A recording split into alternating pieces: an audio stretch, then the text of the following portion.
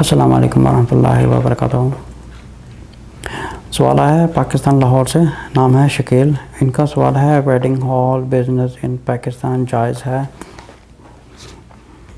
اچھا، یہ پہلے ہم یہ سمجھیں کہ جو کاروبار ہے ویڈنگ ہال کا، اگر اس کا آپ نام ہی پڑھیں تو نام ہے ویڈنگ ہال یا میرج ہال کہتے ہیں اس کو، یا بینکٹ ہال کہتے ہیں، یا کچھ بھی کہتے ہیں، اس کو نام رکھے ہوئے ہیں ایک جگہ کے۔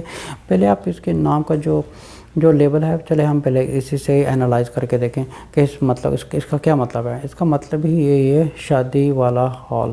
اچھا، یہ جو کانسیپٹ ہے شادی والا ہال، کیا یہ اسلام میں حلال ہے یا حرام ہے؟ شادی والا کانسیپٹ والا ہال، ٹھیک ہے۔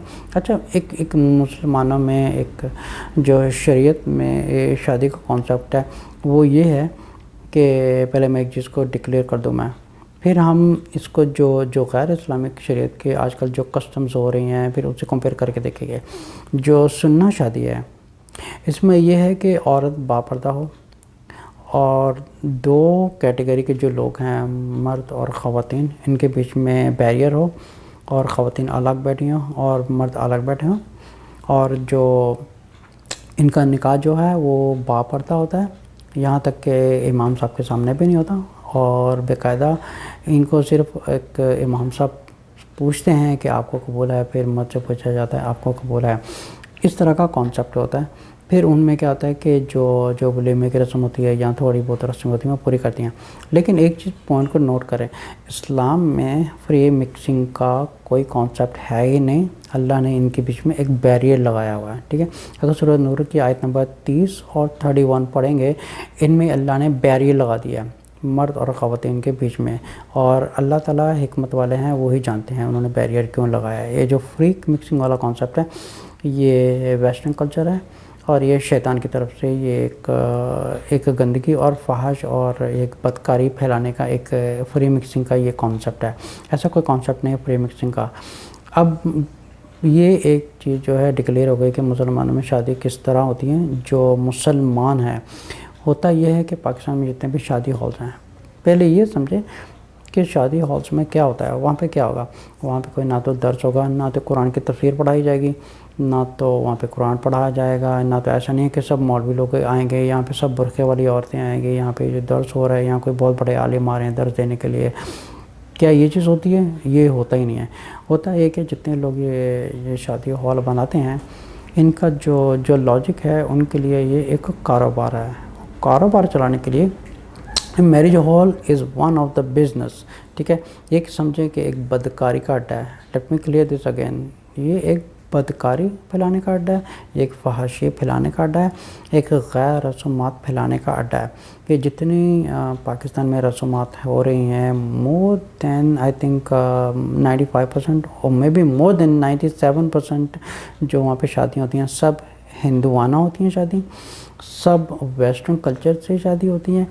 یہ گانا بجانا، فری مکسنگ، اور یہ جو دلہن ہے یہ 2-3 گھنٹے لگا کے یا 3-4 گھنٹے لگا کے یہ بن ٹھن کے آتی ہیں۔ اچھا، ہوتا کیا ہے پھر بن ٹھن کے آ گئی، وہاں پر سٹیج کے اوپر ایک بڑی خوبصورتی چیئر سجا دیتے ہیں، پھول لگا دیتے ہیں، پھر یہ سامنے ایک غیر محرموں کے سامنے ایک لڑکی بیٹھ جاتی ہے، خود بھی ایک غیر شرعی ایک فیشن کیا ہوتا ہے، بننا ٹھننا اس طرح کا۔ یہ دس از ناٹ اسلام، یہ اسلام ہے ہی نہیں۔ اسلام جو کانسیپٹ ہے وہ ہے باپردہ شادی ہو اور غیر محرم ایک دوسرے سے دور رہیں، اور صرف کھانے پینے کا انتظام ہو اور ولیمے کا انتظام ہو، جو ایک سنہ کا طریقہ ہے۔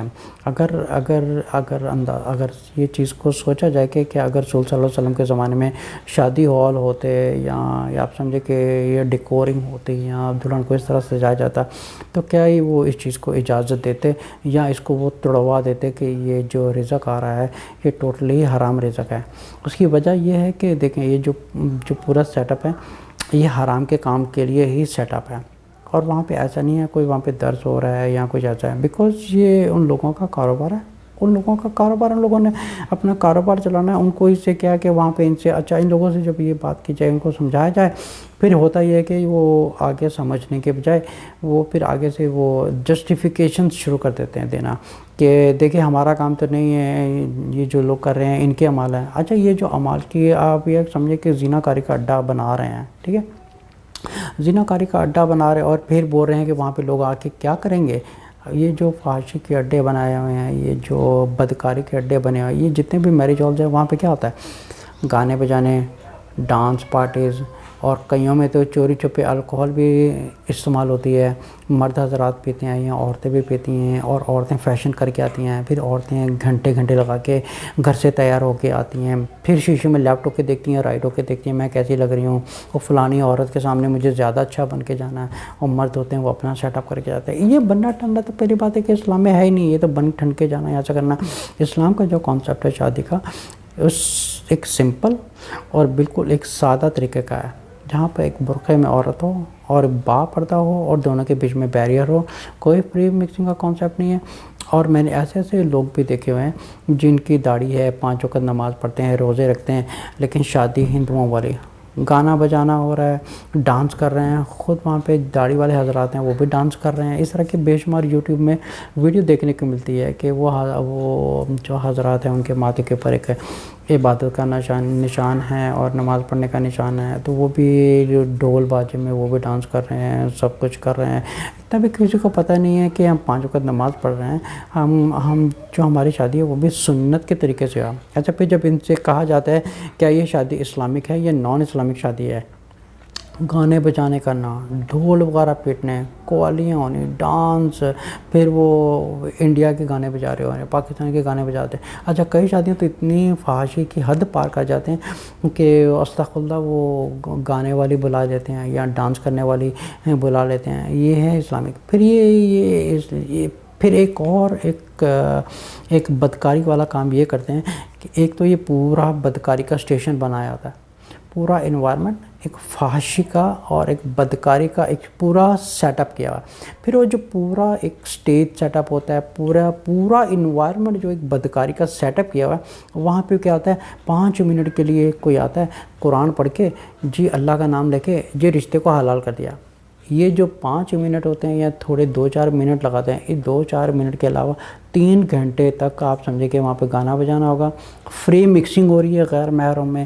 اچھا یہ خواتین لپسٹک کیوں لگاتی ہیں، فیشن کس لیے کرتی ہیں، اللہ کی خاطر کرتی ہیں، رسول صلی اللہ علیہ وسلم کی خاطر کرتی ہیں، نہ تو اللہ کو، نہ تو یہ اللہ تعالیٰ کو چاہیے، نہ رسول صلی اللہ علیہ وسلم کو یہ چیز پسند ہے، نہ کسی صحابہ کو پسند ہے۔ پھر کس زندگی اوپر ایک ہندوانہ فلم انڈسٹری سے آئی ہے، ویسٹرن کلچر سے آئی ہے، اس کا اسلام سے کوئی تعلق نہیں ہے۔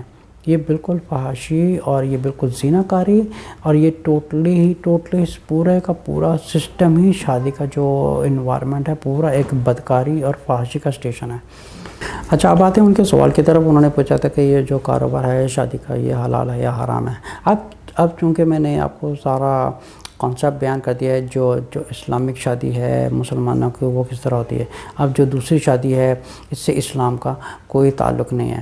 اب جو غیر اسلامک شادی ہے اس کا جو رزق ہے اور جتنا اس کا کاروبار کا پیسہ اس کے گھر پہ جا رہا ہے، اس کی اولادیں کھا رہی ہیں یا اس کی فیملی پل رہی ہیں، یہ سارا سسٹم ہی حرام ہے، اور یہ رزق بھی حرام ہے، اور اس کے گھر میں بھی حرام کا رزق جا رہا ہے، اور وہاں پہ جو لوگ آ رہے ہیں وہ بھی بدکاری کرنے آ رہے ہیں، اور یہ جو پیسہ ہے یہ بھی بدکاری کا ہی پیسہ ہے۔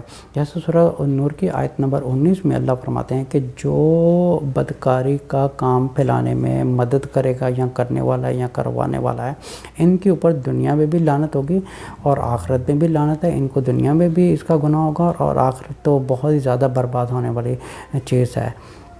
السلام علیکم ورحمۃ اللہ وبرکاتہ۔